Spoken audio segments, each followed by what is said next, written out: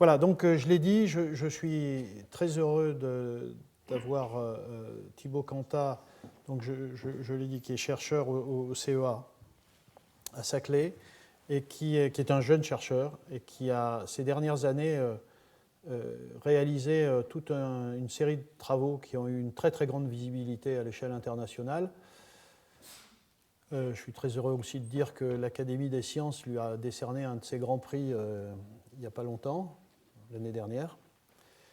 Et donc il va continuer sur le thème des transformations qu'on pourrait faire subir à CO2 pour le valoriser. Je lui laisse la parole. Bonjour à tous. Tout d'abord, j'aimerais remercier Marc pour sa très gentille invitation. C'est un plaisir de venir présenter ici nos travaux sur le CO2 et puis de continuer en fait la discussion qui a été amorcée tout à l'heure en vous présentant un peu quelle approche on essaye de suivre au CEA sur la conversion du CO2. Et je vais démarrer vraiment très classiquement avec une introduction très brève, juste pour donner quelques faits sur le CO2 et un état de l'art sur son utilisation, sa conversion, essentiellement au niveau industriel, parce qu'on va voir que notre but est vraiment d'embrasser le contexte industriel au plus proche. Et le contexte est finalement assez simple, je peux le résumer en une seule diapositive, qui est la suivante, c'est qu'on a accès assez facilement à des ressources carbonées fossiles, hydrocarbures, gaz, charbon, et que ces ressources carbonées ont une particularité, c'est qu'elles ont énormément d'énergie qui est stockée sous la forme de liaisons carbone-carbone et carbone-hydrogène. Donc la première utilisation à en faire, évidemment, c'est de le brûler et de récupérer de l'énergie. Elle n'est pas chère, facile à extraire, il faut le brûler et utiliser cette énergie, ce qui finalement représente à peu près 80% du portefeuille énergétique mondial. Mais il ne faut pas oublier qu'il y a une deuxième application, c'est que ces ressources carbonées fossiles, par définition, sont porteurs de carbone. Donc on peut utiliser la matière carbone qu'elle contient et aller produire de la chimie organique, c'est-à-dire des polymères plastiques, des solvants, des engrais, tous les médicaments qu'on utilise. Et finalement, ce sont 10% des hydrocarbures extraits qui vont servir à faire les molécules de la chimie. Et quand on regarde l'industrie de la chimie organique, à 95%, elle utilise ces ressources fossiles comme entrants. Bien évidemment, sur des temps plus ou moins longs, le déchet qui va être produit, c'est la forme minérale, à savoir le CO2, à partir de ces applications. Donc là, la problématique, ça va être qu'est-ce qu'on peut faire de ce CO2 ? Bien sûr, on peut faire la politique de l'autruche, je le capte, je le stocke, mais là, on n'est que dans un centre de coût. La problématique réelle va être donc qu'est-ce que je peux faire à partir du CO2 qui permet de recréer de la valeur, donc vraiment une valorisation du CO2 en sens redonner une valeur économique. Et là, on a le choix entre retourner vers une application carburant, mais ça, à court terme, à part être dans un sous-marin nucléaire ou en Islande, ça ne va pas être viable, ou alors on peut aller sur la chimie. Et là, on va jouer sur un autre levier qui est de dire je vais créer de la valeur ajoutée, de sorte que toute la partie de captage que j'aurais mise en amont, qui est un centre de coût, va pouvoir être compensée par la valeur ajoutée que je vais créer ici. Et il y a une autre dimension que je voudrais ajouter sur le fait d'aller vers la chimie, c'est qu'on n'a pas une utilisation énergétique de ces molécules. Normalement, à la fin de ma conférence, si je n'utilise plus ma chemise, je ne vais pas la brûler pour récupérer l'énergie qu'elle contient. Donc ça aurait encore plus de sens de partir d'une source carbonée dépourvue d'énergie pour aller vers ces applications de la chimie. Typiquement, pour vous donner un ordre de grandeur, si on prend les polymères polyoléfines de type polyéthylène, polystyrène, polypropylène, la production annuelle mondiale de ces polymères plastiques issus des hydrocarbures, ça permet de fixer environ 250 mégatonnes d'équivalent pétrole par an. Ce qui ne veut rien dire comme chiffre dans l'absolu, mais c'est exactement la consommation énergétique globale de la France sur un an. C'est-à-dire que chaque année, rien que pour faire des polymères plastiques, c'est l'équivalent de la consommation énergétique de la France qui est fixée sous la forme d'un polymère et qu'on n'utilisera jamais pour une application énergétique. Alors bien sûr, on va avoir des défis. C'est que, évidemment, à partir de l'hydrocarbure, si on le brûle ou si on l'utilise, le déchet final, c'est le CO2. Donc quand on va vouloir faire le chemin inverse, il va falloir apporter de l'énergie. Donc on va avoir cette distinction entre apporter de l'énergie sous forme physique, c'est ce qu'on a discuté tout à l'heure, soit par électroréduction, photoélectroréduction, ou sous la forme d'un partenaire chimique qui va apporter cette énergie, en tenant bien compte, comme on l'a souligné déjà tout à l'heure, que l'énergie contenue dans ce cas dans le réactif doit provenir d'une source qui est décarbonée pour qu'on ait au final un bilan carbone qui soit favorable. Et puis bien sûr, on ne va pas pouvoir se permettre de passer par des états de transition ou des intermédiaires réactionnels très hauts en énergie, sinon on va amputer le bilan carbone parce qu'on va devoir chauffer pour passer ces intermédiaires, et donc il va falloir utiliser des catalyseurs qui soient les plus rapides, les plus efficaces possibles pour avoir un bilan carbone favorable. Donc on a deux défis énergétiques. Le premier est thermodynamique. À la limite, c'est le plus simple à régler. On arrive très bien à identifier quelle est la bonne source d'énergie pour avoir une enthalpie libre de réaction qui permet d'avoir une réaction quantitative. Le nerf de la guerre, il est ici. C'est comment est-ce qu'on peut faire pour trouver le catalyseur qui permet d'orienter parfaitement la réaction en fonction des réactifs et de l'énergie qu'on aurait mise en entrée. Alors bien sûr, il nous faut une source d'énergie qui soit décarbonée et d'autres contraintes également sur la matière. Idéalement, ce qu'on veut, ce sont des métaux qui ne sont pas à base de métaux nobles. Alors, CO2 comme vecteur énergétique, oui. Le problème est quoi? C'est que quand on considère des énergies décarbonées ou des énergies renouvelables, le problème, ça va être de vectoriser cette énergie, de la stocker, de la distribuer pour pouvoir l'utiliser. Et dans ce cas-là, le CO2, c'était vraiment typiquement ce qui a été présenté tout à l'heure, le CO2 peut jouer deux rôles. Le premier, dans le stockage de l'hydrogène, en considérant que c'est l'hydrogène qui est la forme réduite de l'eau et qui va être, lui, le vecteur énergétique, mais comme il y a un problème de distribution de l'hydrogène, d'augmentation de sa densité énergétique volumique, eh bien on peut l'utiliser pour hydrogéner l'acide formique et ensuite l'acide formique relibère l'hydrogène pour son utilisation, par exemple dans une pile à combustible. Ou bien on peut envisager directement la réduction du CO2 pour aller vers des molécules à très haute valeur énergétique, typiquement du méthanol ou du diméthyléther, soit par hydrogénation encore, soit par électroréduction du CO2. Et dans ce cas-là, par exemple, si on a notre diméthyléther, on peut l'utiliser dans un moteur à combustion en remplacement du diesel.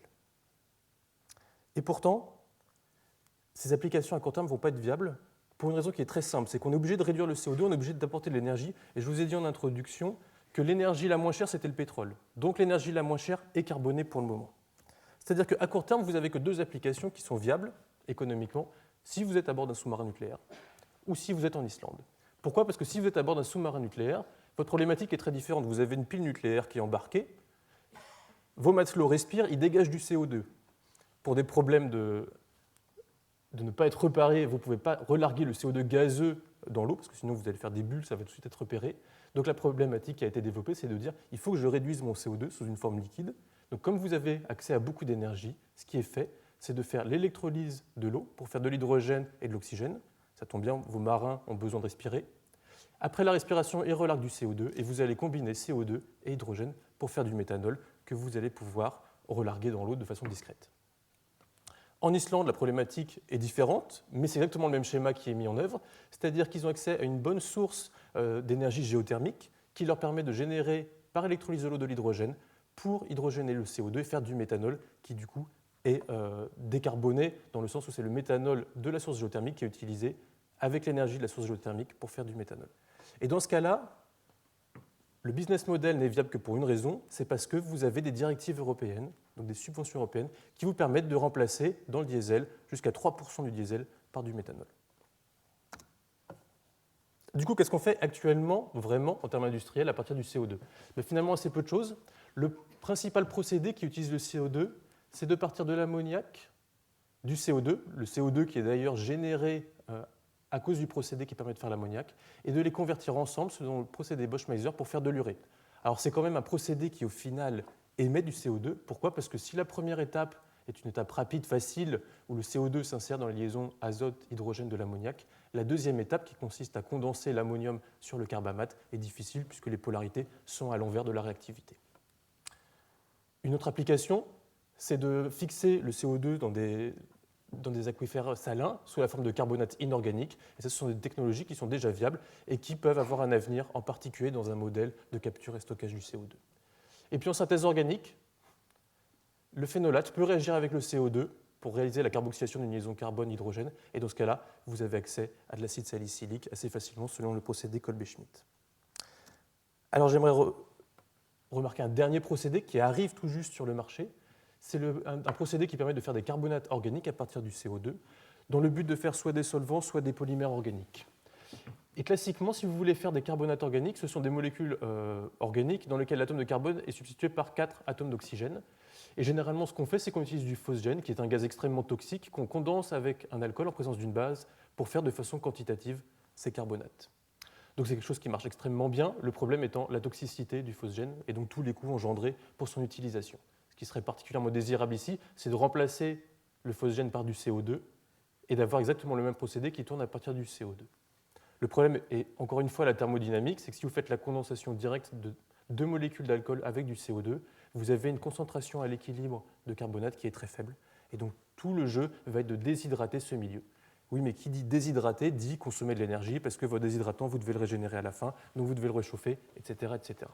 Du coup, ce qui a émergé, en fait, c'est de prendre une voie détournée et de prendre des diols 1,2 déjà déshydratés. Donc en fait, on va prendre ces deux molécules d'alcool sur la même molécule, on va les pré-déshydrater en utilisant un époxyde et développer, par exemple, la réaction de copolymérisation d'un époxyde avec du CO2 pour faire des polymères de type polycarbonate. Donc au final, quand on regarde un petit peu en termes de volume, ce qu'on peut faire en partant du CO2 pour aller vers la chimie, ben là, il faut regarder vraiment de façon très simple quelles sont les émissions de CO2. Donc sur une échelle logarithmique, j'insiste, on émet à peu près 30 gigatonnes de CO2 par les activités humaines. On va considérer que sur ces 30 gigatonnes, il y en a 18 qui sont vraiment sur des sources assez concentrées, sorties de cheminées, de raffineries, de cimenteries, etc.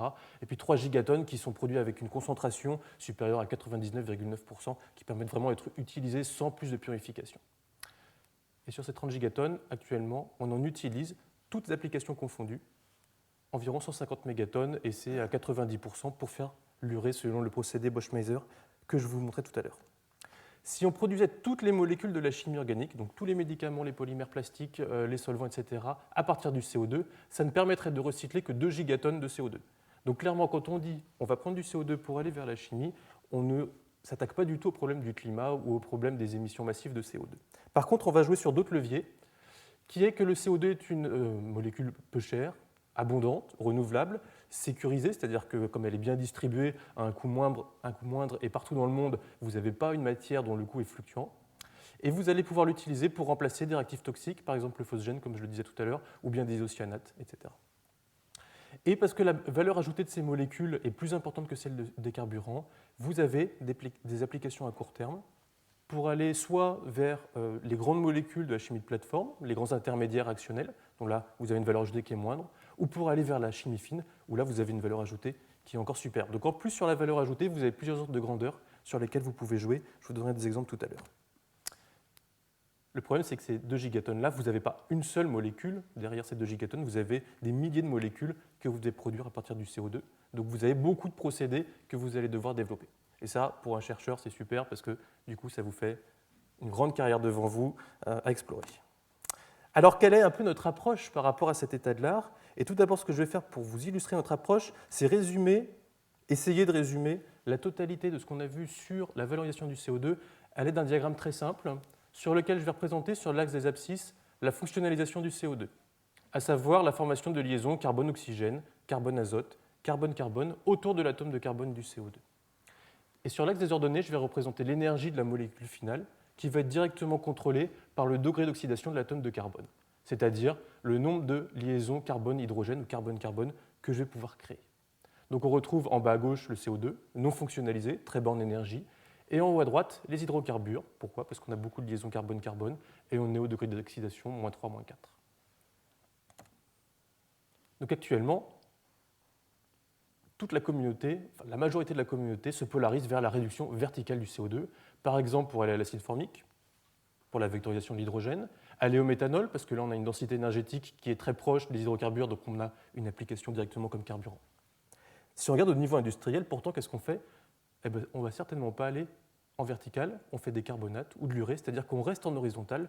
Pourquoi? Parce que je vous ai dit que ce qui coûte cher dans la conversion du CO2, c'est la source d'électrons décarbonés. Si vous voulez un électron décarboné, pour le moment c'est trop cher, du coup ce qu'on se contente de faire, c'est d'éviter absolument de réduire le CO2, on ne va pas fournir d'électrons à l'atome de carbone et on va rester purement en fonctionnalisation. Alors les molécules de la chimie organique se situent évidemment dans la diagonale. Pourquoi? Parce que si vous prenez une imine par exemple, c'est une molécule qui est caractérisée par une liaison double carbone-azote au même degré d'oxydation que le formaldéhyde. Du coup, actuellement, si vous devez produire ces molécules, évidemment, le plus simple, c'est de partir de l'hydrocarbure. Parce que vous êtes hautement fonctionnalisé, très haut en énergie, et la problématique là va être d'oxyder les liaisons CH pour redescendre et aller vers ces molécules. Oui, mais ça, c'est difficile, parce qu'il n'y a rien qui ressemble plus à une liaison CH qu'une autre liaison CH.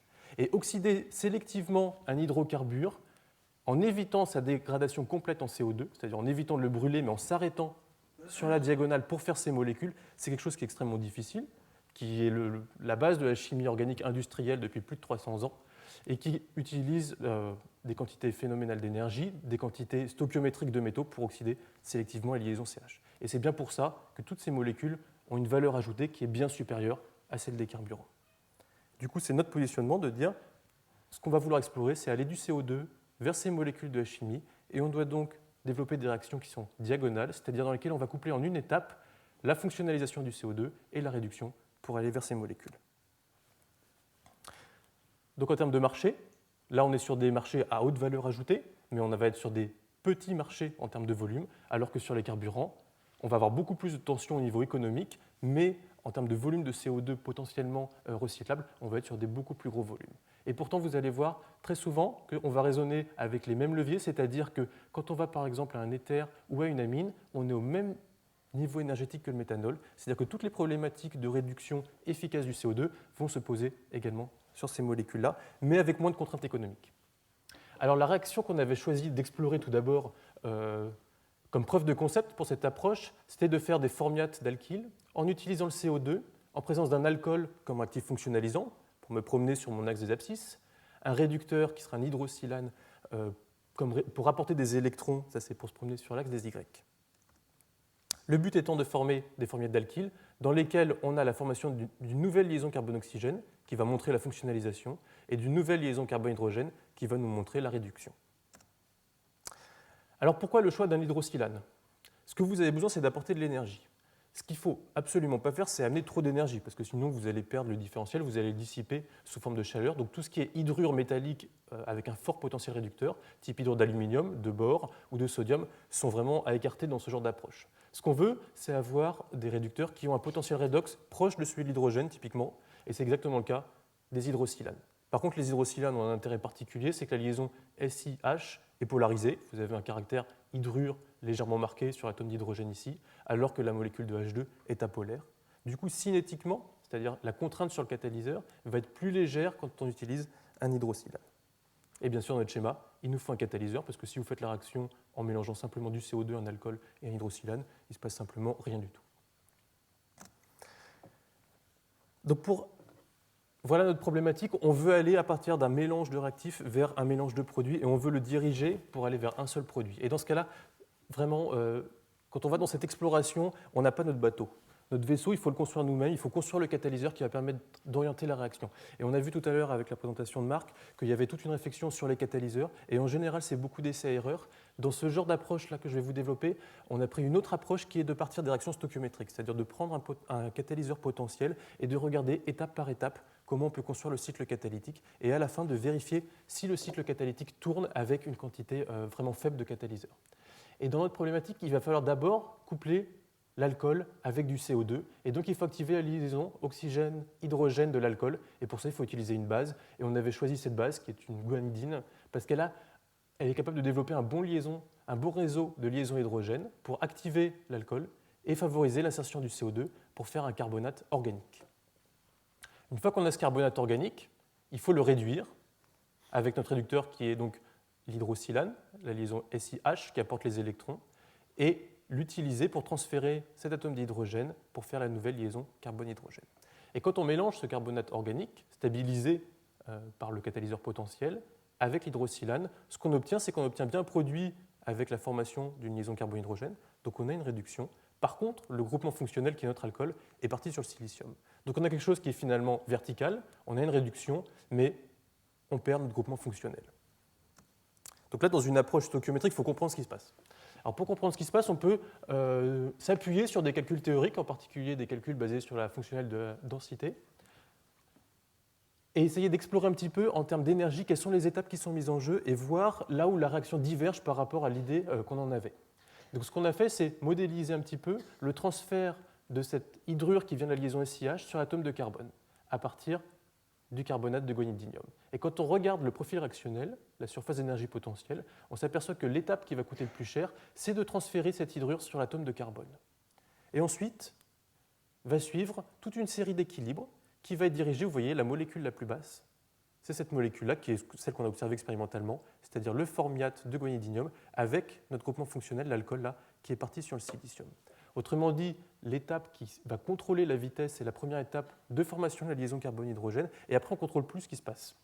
Et comme on ne contrôle plus ce qui se passe, la réaction s'oriente vers le puits thermodynamique. Le puits thermodynamique étant que l'atome de silicium, qui doit couper une liaison carbone-oxygène, ne fait pas la différence entre la liaison carbone-oxygène là, qui vient du CO2, et la liaison carbone-oxygène là, qui vient de notre alcool, et elle choisit le mauvais pour nous, parce que c'est le méthanolate là qui est le plus nucléophile.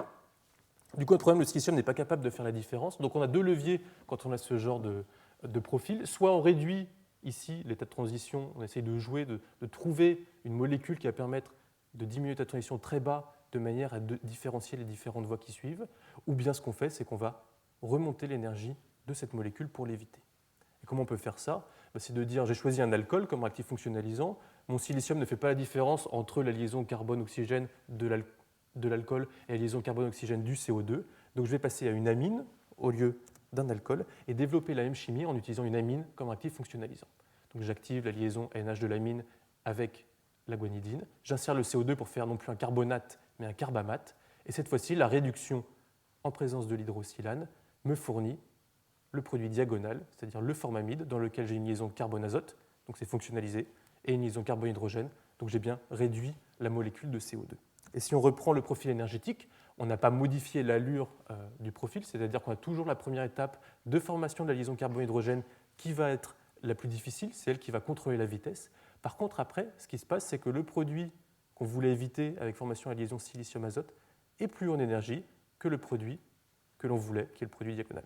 Donc on oriente la réactivité vers le produit diagonal. Pourtant, ce n'est pas encore parfait parce que pour recycler un atome de carbone du CO2, le transformer en formamide, j'ai quand même utilisé 1, 2, 3, 4, 5, 6, 7 atomes de carbone sur mon réactif qui permettait d'activer la liaison azote-hydrogène. Donc en termes de bilan carbone, ce n'est pas bon du tout. Donc il faut passer à une version catalytique, et là il y a de l'espoir. Pourquoi? Parce qu'à partir de la guanidine, on était capable d'activer la liaison NH de l'amine, insérer le CO2, faire un carbamate, le réduire pour libérer le produit diagonal, et le sous-produit est un silanolate de guanidinium. Et s'il est en équilibre acido-basique, suffisamment déplacé vers la formation de la guanidine libre, on peut refermer le cycle catalytique et faire tourner la réaction avec seulement une quantité catalytique de catalyseur.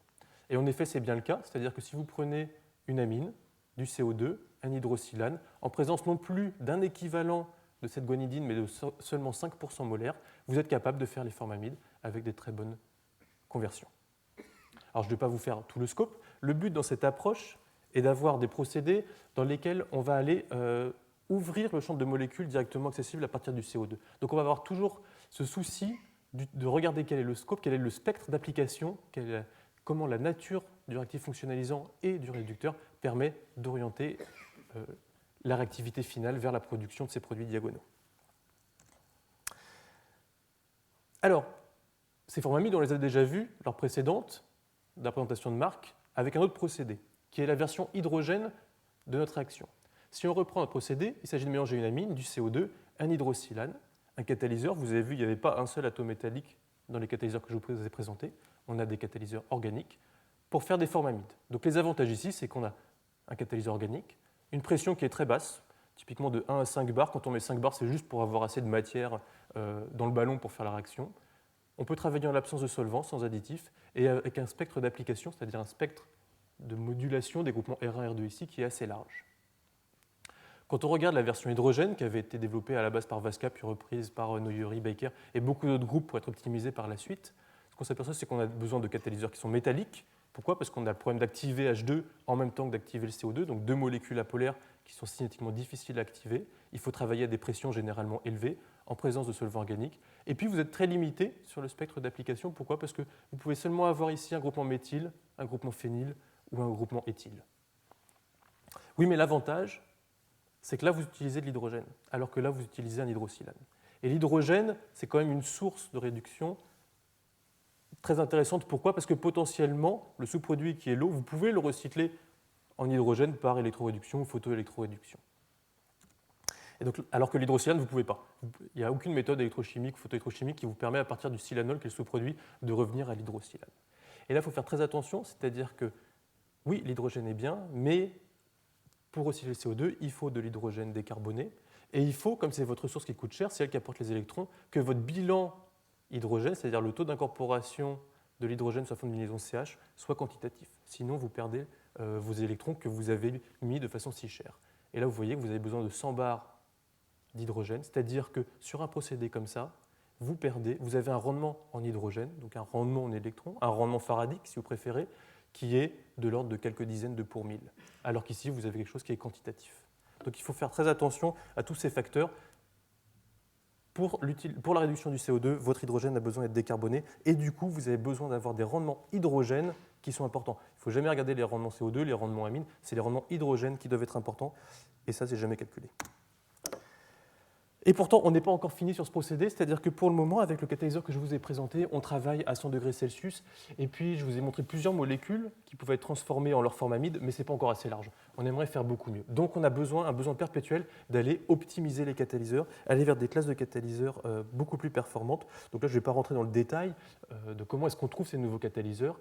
L'inspiration est de dire qu'on va devoir activer la liaison silicium-hydrogène, donc on va vers des classes de catalyseurs qui sont capables de faire ça.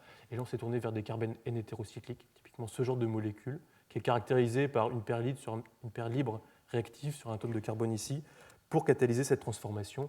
Et sur cette deuxième génération de catalyseurs, on a quelque chose qui est environ 2000 fois plus réactif que la première génération de catalyseurs. Et du coup, vous pouvez travailler à la température ambiante. Et normalement, si vous avez un catalyseur qui est plus réactif, vous avez également plus de substrats que vous pouvez convertir. Donc ça, c'est à peu près les substrats que j'avais montrés tout à l'heure avec la guanidine. Et vous aviez des conversions qui étaient faibles dans certains cas. Maintenant, c'est tout le temps quantitatif. Mais vous pouvez aller également sur des substrats qui n'étaient pas du tout réactifs avec la guanidine, par exemple des anilines, et formuler une liaison NH, voire deux liaisons NH, ou aller vers des substrats qui sont même fragiles, c'est-à-dire des imines dans lesquels la liaison CN double ici est réactive dans les conditions classiques, mais parce que votre catalyseur est très réactif et très sélectif dans cette transformation, vous arrivez quand même à faire les formes amides pour des imines, des hydrazines, des hydrazones et des hétérocycles azotés. Donc voilà, là on est dans l'approche d'ouvrir le champ de molécules disponibles à partir du CO2. Et évidemment, on est dans une approche diagonale. Donc qui dit approche diagonale dit j'ai découplé le réactif fonctionnalisant de mon réactif réducteur. Donc je vous ai montré qu'on pouvait changer le réactif fonctionnalisant, l'amine. Est-ce qu'on peut changer également le réactif réducteur? Eh bien oui, et surtout, ce qui nous tenait à cœur, c'est d'aller vers ce type de réducteurs. Ce sont des polyméthylhydroxyloxanes qui contiennent une liaison SiH, mais qui, de façon très importante, sont produits comme sous-produits de l'industrie des silicones. Donc ce sont actuellement des déchets qui ont très peu de valorisation dans l'industrie des silicones. Et donc là, vous avez une source d'électrons pas chère et surtout qui est jetable. Donc on n'est pas sur des réducteurs qui sont recyclables, vous allez toujours avoir des déchets qui sont des silanols, des siloxanes, mais vous avez des électrons pas chers que vous allez pouvoir utiliser et revaloriser derrière. Alors si je fais un petit point sur cette transformation, sur ce premier procédé, pour aller du CO2 vers les formes amides, les formes amides étant des produits de base de l'industrie pétrochimique, parce que c'est utilisé comme solvant, comme additif, etc.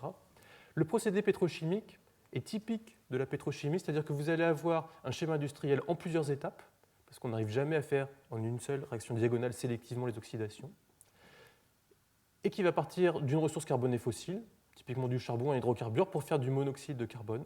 Et après, selon le type de forme amide que vous voulez avoir, si vous voulez avoir les formes amides, disons, de base, c'est-à-dire le méthylformamide, le diméthylformamide ou le formamide parent, c'est le procédé est optimisé, vous pouvez faire une carbonylation directe à partir du CO.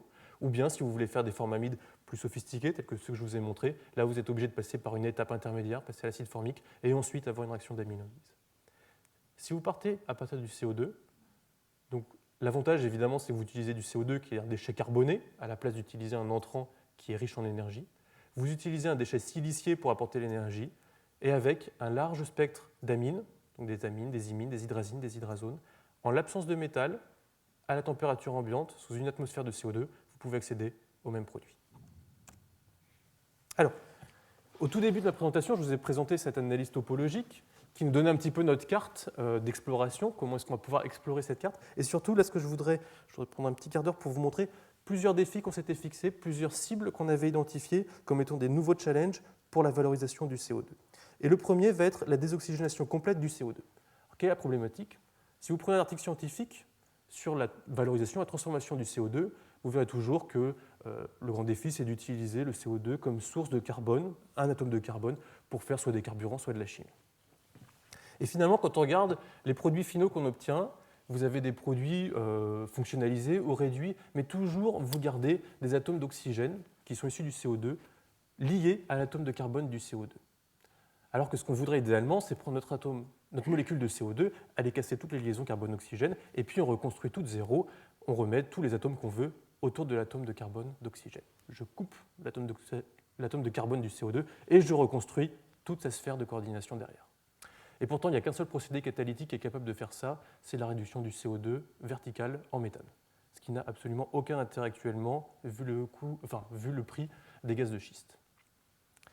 Donc est-ce qu'on peut, à travers une approche diagonale, explorer ce type d'approche, essayer de promouvoir la désoxygénation complète du CO2, casser toutes les liaisons carbone-oxygène pour reconstruire complètement la sphère de coordination du CO2. Donc ce qu'on s'était dit, c'est que notre premier procédé, partant du CO2 pour aller au formamide, on a déjà cassé 2 des 4 liaisons carbone-oxygène. Donc on a fait la moitié du chemin. Est-ce qu'on ne peut pas passer à une approche tridimensionnelle et utiliser la réactivité intrinsèque de ces formamides, par exemple en présence d'un nouveau réactif fonctionnalisant, un nucléophile, par exemple une amine primaire, pour aller casser les 2 autres liaisons carbone-oxygène. Et donc passer à une carte tridimensionnelle avec 2 réactifs fonctionnalisants et toujours un réducteur de type hydrosilane qui va apporter l'énergie. Donc la réaction qu'on s'était fixé d'explorer, c'était de prendre du CO2, la source de carbone, 2 réactifs fonctionnalisants, une amine secondaire, une amine primaire, un hydrosilane qui apporte de l'énergie, pour faire un produit complètement désoxygéné, typiquement une formamidine. Alors ce qu'on a fait comme preuve de concept, c'est d'abord de synthétiser des hétérocycles azotés. On prend les 2 fonctions amines sur la même molécule, en présence de CO2 et de l'hydrosilane, toujours en présence d'un catalyseur, bien sûr, puisqu'il faut activer la liaison SiH, les liaisons carbone-oxygène du CO2, pour voir si on pouvait faire des produits complètement désoxygénés. La réponse est oui, avec plusieurs groupements que vous pouvez changer. À la fois, vous pouvez changer le groupement X ici, la nature du lien entre vos 2 fonctions azotées, pour faire des hétérocycles de type benzimidazole, quinazolinone, 3,4-dihydroquinazoline. Donc ça, c'est encore une fois pour vous montrer cette approche d'ouvrir le champ de molécules disponibles à partir du CO2, avec des conversions qui sont plus ou moins bonnes, mais qu'on peut réoptimiser pour chaque cible. Ce n'est pas notre but. Notre but étant de montrer qu'on peut faire un lien entre CO2 et des molécules classiques de la pétrochimie, sachant que ces hétérocycles sont essentiellement utilisés pour tout ce qui est chimie des pesticides, des engrais et puis des médicaments. Dans les molécules que je vous ai montrées là, néanmoins, on est bien dans une approche tridimensionnelle. On désoxygène complètement l'atome de CO2 puisqu'il n'y a plus d'oxygène dans la molécule finale, mais nos 2 groupements fonctionnels sont liés par un lien chimique. Donc on a pu changer la nature de ce lien chimique, je vous l'ai montré dans le spectre d'application. Par contre, on n'est pas complètement avec des axes qui sont indépendants. Ce qui reste une étape, un autre défi, puisque si on voulait avoir quelque chose d'indépendant, on pourrait idéalement aller vers ce genre de structure, donc des formamidines totalement intermoléculaires qui ont directement des applications en termes de pesticides et de fongicides. Donc là, c'est un travail sur les catalyseurs qui est nécessaire. On a développé en particulier des catalyseurs à base de cuivre qui sont capables de prendre 2 molécules d'amine, une molécule de CO2, une molécule d'hydrosilane, le PMHS en l'occurrence, pour faire ces formamidines avec une bonne sélectivité. Et ce sur quoi j'aimerais attirer votre attention ici, c'est qu'est-ce qu'on fait dans cette réaction. On a vraiment cassé toutes les liaisons carbone-oxygène et on a reconstruit de zéro la sphère de valence de l'atome de carbone en construisant une liaison double carbone-azote, une liaison simple carbone-azote et une liaison carbone-hydrogène. Deuxième défi. Deuxième défi, c'est que quand on utilise le CO2 pour aller vers les formamides ou vers les formamidines, version tridimensionnelle, avec un axe qui pointe vers vous, on est sur des réductions à 2 électrons du CO2. Exactement la même chose que quand on réduit le CO2 en acide formique. Est-ce qu'on ne peut pas aller, dans notre carte, vers des molécules à beaucoup plus haute valeur énergétique et typiquement aller du CO2 vers les méthylamines? Donc ça, c'est une réaction que j'aime beaucoup, simplement parce qu'elle n'existe pas. Enfin, elle n'existait pas il y a 2 ans. Et surtout, parce que si vous faites CO2 vers méthylamine, vous êtes exactement au même niveau que le méthanol. Seulement, le prix marché du méthanol, vous êtes à 400 € la tonne. Pourquoi ? Parce que le procédé qui permet de faire du méthanol est dérivé de la pétrochimie. Le pétrole n'est pas cher, du coup, vous pouvez produire du méthanol à bas coût, 400 € la tonne. Si vous prenez les méthylamines, les moins chères sont à 4000 € la tonne. Donc déjà, vous avez un facteur 10 qui est votre valeur ajoutée, qui est votre zone de confort pour avoir des procédés qui seront viables à plus court terme. Donc quelle est notre approche ? L'approche est la suivante, c'est de dire à partir du CO2, d'une amine et d'un hydrosilane, je suis capable d'aller sur les formamides. Est-ce qu'à partir de ce formamide, je suis capable de remonter, typiquement ici, à partir du formamide, est-ce que je suis capable de remonter à la méthylamine en utilisant cette même source d'électrons? Et ce qu'on veut idéalement, c'est qu'un seul catalyseur fasse tout le travail et qu'il fasse directement un lien entre CO2 et méthylamine. Donc ça, c'est une réaction qui n'existait pas il y a encore 2 ans. Et donc là, la recherche, c'est une recherche sur le catalyseur. Et ce qu'il faut vraiment bien comprendre, c'est qu'on n'a pas de guide, a priori, pour trouver le catalyseur miracle. Il y a une partie calcul théorique que je vous ai montré à partir de réactions stoichiométriques qui fournit un guide. Il y a une partie tâtonnement qui fournit un guide ici. Là, on est directement dans une partie tâtonnement. En fait, ce qu'on essaye de faire, c'est d'imaginer un chemin réactionnel entre les grands intermédiaires et de voir quelles sont les étapes les plus difficiles. Et ce qu'on avait identifié, nous, c'était que la réduction du formamide pour aller vers la méthylamine serait difficile. Et classiquement, des amides, vous pouvez les réduire avec des sels de zinc. Donc on est parti sur des sels de zinc. Mais il y a une partie d'optimisation qui est nécessaire pour avoir des catalyseurs vraiment performants. Et ce qu'on a trouvé, c'est que quand vous prenez très simplement du dichlorure de zinc ou du diéthylzinc, ce que vous avez, c'est que vous êtes capable d'aller méthyler, c'est-à-dire d'insérer un groupement CH3 à la place du groupement NH sur cette amine, en utilisant le CO2 comme source de carbone. La première chose à faire quand vous avez une nouvelle réaction catalytique, c'est de vérifier que votre groupement méthyle, que vous introduisez ici, vient bien du CO2. Donc là, vous utilisez du CO2 marqué au carbone 13, ça vous permet de montrer que la source du groupement méthyle là vient bien du CO2, puisqu'il est lui aussi marqué au carbone 13. Et maintenant, il faut aller améliorer l'activité du catalyseur, parce que quand on a seulement 30% de conversion avec du diéthylzinc, ce n'est pas suffisant. Il faut améliorer l'activité du catalyseur. En l'occurrence, notre problème à nous, ce n'était pas d'améliorer tant que ça l'activité du catalyseur, c'était d'améliorer sa stabilité. On en parle assez rarement, mais finalement, vous avez besoin aussi de catalyseurs qui tiennent sur des longs temps de réaction. Et c'était, dans le cas des sels de zinc, la problématique. On formait des hydrures de zinc qui précipitaient à un moment dans le milieu réactionnel. Donc on avait des résultats qui n'étaient pas reproductibles dans le temps. Et donc il fallait améliorer la stabilité des catalyseurs, et en particulier les carbones hétérocycliques que je vous ai présentés tout à l'heure comme catalyseurs, là vont jouer le rôle de ligand, c'est-à-dire qu'ils vont venir stabiliser l'atome de zinc et les hydrures de zinc qu'on va générer au cours de la transformation catalytique. Et donc avec ces nouveaux catalyseurs à base de zinc, donc c'est-à-dire avec des métaux non nobles, c'est toujours quelque chose, voilà, une force, un défi qu'on va se fixer d'aller vers des métaux non nobles, les plus abondants possibles, vous pouvez promouvoir la méthylation des amines avec des taux catalytiques qui sont raisonnables pour une nouvelle réaction catalytique. Alors depuis, il y a d'autres catalyseurs qui sont apparus, en particulier, je pense que Mathias Beller vous en parlera quand il viendra dans 2 semaines, à base de ruthénium pour faire exactement la même réaction, et vous avez un spectre d'application qui est exactement similaire, avec des conditions qui sont un tout petit peu plus drastiques, c'est-à-dire qu'il doit travailler à 30 bars de CO2 alors qu'on travaille avec seulement 1 bar de CO2. Bon, vous avez compris qu'on doit ouvrir toujours le champ de molécules, donc il faut, à chaque fois qu'on a une nouvelle transformation catalytique, voir sur quel type de molécule elle s'applique. Il y a 2 messages là-dedans. Le premier est que oui, on doit avoir des réactions qui sont les plus productives et ont un champ d'application le plus large possible. Et puis en plus, le deuxième aspect, c'est que quand on a une nouvelle transformation catalytique, pour nous, voir quelles sont les amines les plus réactives, ça nous donne une idée du mécanisme qui peut être mis en jeu. Alors, je ne vais pas parler de mécanisme ici sur cette transformation, mais ce que vous pouvez voir, c'est qu'on peut méthyler des amines qui sont secondaires. On peut aussi méthyler des amines primaires avec une bonne sélectivité vers la monométhylation, où vous pouvez aller sur de la bisméthylation des amines primaires. Et pourtant, tout ce que je vous ai montré n'est pas viable, et n'est pas viable dans le court terme, tout simplement parce que le pétrole est vraiment pas cher. On a l'impression toujours que quand on va à la pompe, on paye très cher, et finalement, c'est une ressource qui est très peu chère, et du coup, on a encore besoin de travailler sur optimiser les procédés que je vous ai montrés. Par exemple, ici, on est avec des hydrosilanes qui sont du phénylsilane. Ce n'est pas encore le PMHS, qui était la ressource jetable, qui est la plus attrayante dans cette chimie. Donc là, il y a encore un travail sur l'amélioration des activités catalytiques qui doit être fait. Et donc, on peut dire que sur ce genre d'application, on vise des applications plutôt à dizaines d'années. Ce qui pour nous, à l'échelle du chercheur, est un peu à l'infini. Quand on a un thésard qui doit finir dans 3 ans, il veut aller plus vite. Donc qu'est-ce qui est derrière notre infini pour nous ? Eh bien finalement, c'est de dire quel est le gros défaut du CO2 par rapport à un hydrocarbure. Le gros défaut, c'est qu'on part avec 0 énergie. Alors qu'avec un hydrocarbure, on a énormément d'énergie, de sorte qu'on va pouvoir se permettre d'en autoconsommer 10 à 15% typiquement pour une raffinerie, c'est-à-dire brûler une partie de la ressource de base pour fournir l'énergie qui est nécessaire pour réaliser toutes les transformations, pour faire tourner les pompes, pour chauffer les milieux réactionnels, etc. À partir du CO2, on est au niveau le plus bas en énergie, on n'a pas d'autoconsommation qui soit possible. Donc il faut qu'on trouve une ressource carbonée, renouvelable, sur laquelle on peut se permettre une autoconsommation, et donc très naturellement, on va aller sur la biomasse. Donc là, je vais prendre 10 minutes pour vous parler un tout petit peu de biomasse, parce qu'en fait, sur la biomasse, la problématique est exactement la même que pour le CO2.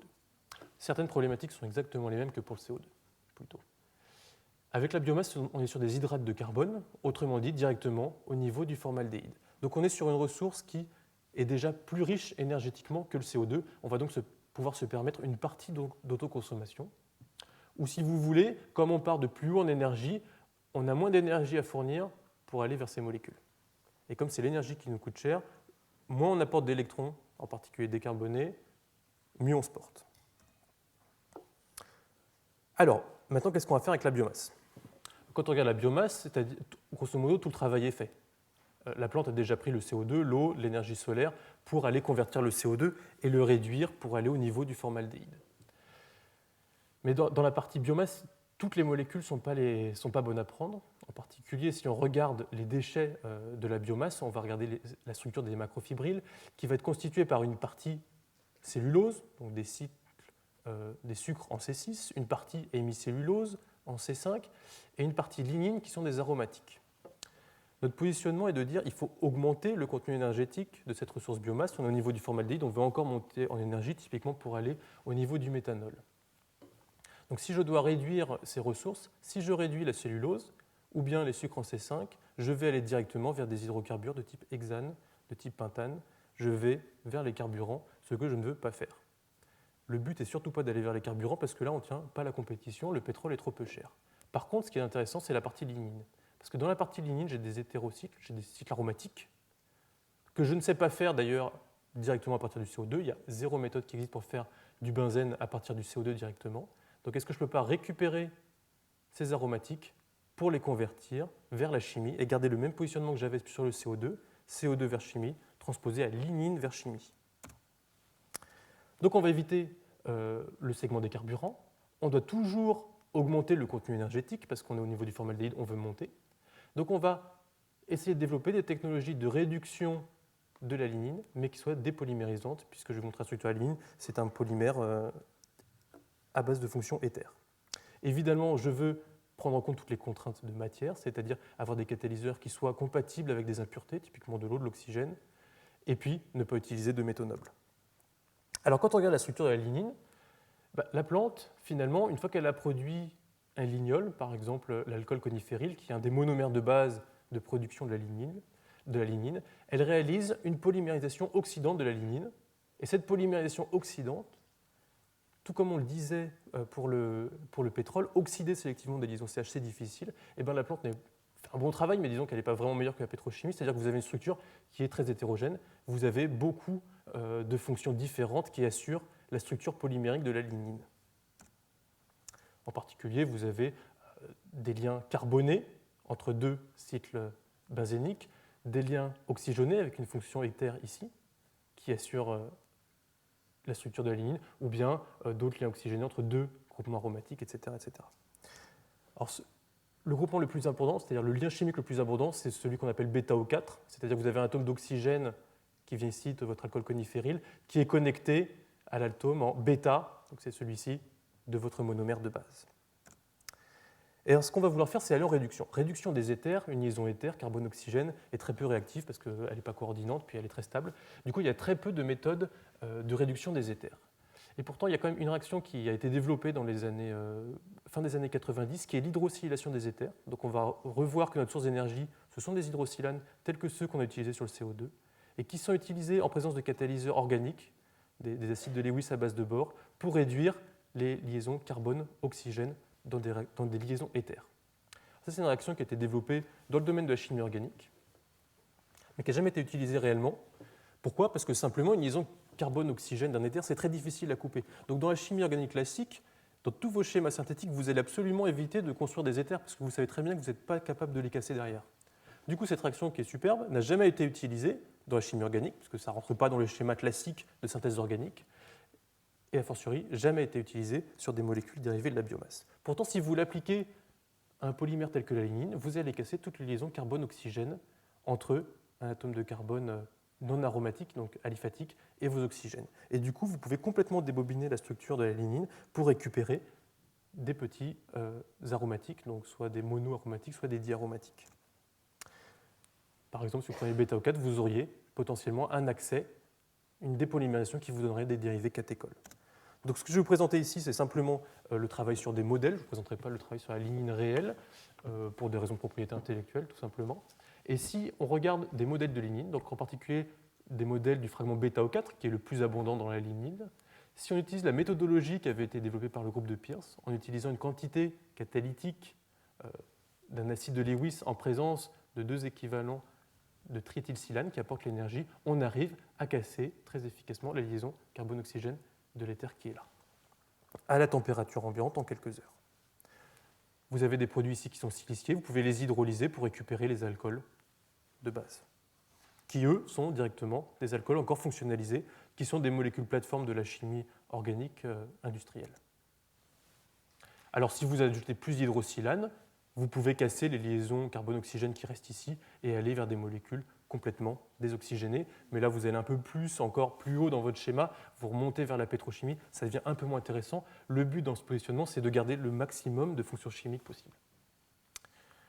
Alors si vous êtes chimiste, vous avez remarqué que votre groupement phényl ici, il est sur l'atome de carbone alpha, et à la fin, il est sur l'atome de carbone bêta. Donc en plus, vous avez une chimie qui est riche avec des réarrangements. Donc je ne vais pas insister sur ces réarrangements, mais juste pour vous montrer que derrière, il y a une autre problématique qui est on veut garder un maximum de fonctionnalités, donc comment est-ce qu'on arrive à garder ces fonctionnalités? Pardon, je vais revenir ici d'ailleurs. En particulier ici, vous pouvez remarquer que ce que vous avez conservé là, c'est un alcool primaire, qui est généralement le plus réactif, alors qu'ici, vous aviez un alcool secondaire. Donc vous augmentez en plus la réactivité de votre molécule finale. Donc c'est pour ça que ce réarrangement nous avait intéressé, parce qu'il permet d'arriver à des molécules fonctionnalisées, mais encore plus réactives que les monomères de base. Donc là, ce qu'on met en œuvre, grosso modo, l'artillerie, ce sont des mécanismes à la fois des études théoriques et à la fois des études par marquage. Et grosso modo, ce qu'on s'aperçoit, c'est que l'acide de Lewis, le catalyseur, vient activer la liaison SiH, attraper l'hydrure du silicium pour générer des cations activés. Et sur ces cations activés, vous pouvez avoir plusieurs réarrangements possibles, passer par un oxyrane cationique ou bien par un aldéhyde activé. Et après, votre hydrogène qui vient de la liaison SiH va venir réduire un des 2 atomes de carbone. Donc vous pouvez faire par marquage la différence entre les différents mécanismes qui sont mis en jeu. Sur des modèles encore plus réalistes, c'est-à-dire avec plus de fonctionnalités, là on est vraiment sur un modèle très fidèle du modèle β-O4 de la lignine, vous pouvez appliquer aussi cette méthodologie et vous obtenez le phénol. Et encore une fois, vous voyez là des diols silylés, mais primaires, et vous avez ce réarrangement encore où le groupement phényl a migré sur le carbone en bêta. Alors, évidemment, ce que vous voulez utiliser à la fin dans ce genre de méthodologie, ce sont des hydrosilènes qui sont les moins chers possibles. Vous voyez que, vu le nombre d'atomes de carbone qu'on a utilisé ici à la base, j'ai apporté très peu d'équivalent de liaison SiH. C'est ce que je vous ai présenté tout à l'heure. On peut se permettre d'apporter moins d'électrons tout simplement parce que la ressource est déjà plus énergétique. Tout à l'heure, pour le CO2, pour chaque atome de carbone, je devais apporter de 1 à 3 liaisons silicium-hydrogène. Maintenant, j'ai environ 7 ou 8 atomes de carbone et j'apporte que 2 ou 3 liaisons SiH. Donc on est beaucoup plus efficace, on a moins d'énergie à apporter. Et en particulier, l'énergie qui est la moins chère pour les liaisons SiH, c'est le PMHS, polyméthylhydroxyoxane, que je vous ai déjà présenté, et le TMDS, qui est juste un dimère, qui est aussi un sous-produit de l'industrie des silicones et qui est peu cher, stable à l'eau, qui n'est pas d'ailleurs toxique, qui a peu d'utilisation, et en particulier les utilisations pour PMHS ou TMDS, ce sont des applications typiquement pour faire des cyclométhicones dans l'industrie des cosmétiques, et ce sont des applications dans lesquelles il faut enlever la liaison silicium-hydrogène et la remplacer par une liaison silicium-oxygène. Ça tombe bien, quand vous l'utilisez pour réduire le CO2 ou des modèles de lignine, c'est exactement ce que vous faites. Les atomes d'oxygène là que vous allez casser, les liaisons carbone-oxygène que vous allez casser, les atomes d'oxygène vont aller sur le silicium, et donc vous covalorisez en même temps votre lignine et votre déchet silicié pour faire 2 produits à plus haute valeur ajoutée. Je vais arrêter ma présentation ici avec juste quelques conclusions. Ce que je voulais vous présenter aujourd'hui, c'est qu'il faut faire attention. Ce n'est pas tant la source d'électrons qui est importante, c'est avoir un bon matching, une bonne corrélation entre la source d'électrons et l'application que vous voulez en faire. Typiquement, pour répondre à la question tout à l'heure, mon point de vue personnel, c'est de faire du méthane à partir de la biomasse pour une application carburant, ça n'a pas de sens. Par contre, faire du méthanol à partir de la biomasse pour une application chimie, là, ça a déjà plus de sens parce qu'en termes de facteurs d'échelle, de coût, etc., on est beaucoup plus en phase. En particulier, le positionnement qui consiste à dire prendre le CO2 pour aller vers la chimie, ça, c'est une approche qui est intéressante à court terme, qui ne permet pas de valoriser des grands volumes de CO2, certainement pas, je vous l'ai montré. En revanche, ça permet d'aller vers des produits à haute valeur ajoutée, de sorte qu'on peut se permettre d'avoir moins de contraintes, en particulier économiques, sur les catalyseurs, les sources d'électrons, etc. Et quand bien même vous poussez dans la bonne direction, c'est-à-dire qu'en faisant CO2 par exemple pour aller vers les méthylamines, vous êtes sur des réductions à 6 électrons, donc vous avez toutes les mêmes problématiques pour la réduction du CO2 en méthanol, qui est peut-être notre Graal à tous dans le domaine. Je ne rendrai pas le micro avant d'avoir remercié en particulier toutes les institutions qui ont soutenu ce travail et surtout qui nous ont permis de recruter tous les jeunes chercheurs qui ont travaillé sur ce sujet, parce que c'est vraiment eux qui font le travail. En particulier, alors le premier travail que je vous ai présenté a été réalisé, donc toute la synthèse des formamides a été réalisée par Olivier Jacquet qui était en postdoc et Christophe Gomez qui était en thèse et qui a soutenu assez récemment l'automne dernier sa thèse et qui est maintenant repris en particulier pour la méthylation des amines par Xavier Frenieux qui est un nouveau thésard, puis les autres thésards travaillent sur des aspects soit mécanistiques, soit de nouvelles transformations catalytiques à partir du CO2. Puis j'aimerais également remercier mes deux collègues, Jean-Claude Berthet et Caroline Jor, qui m'épaulent dans ce travail. Et je vous remercie pour votre attention.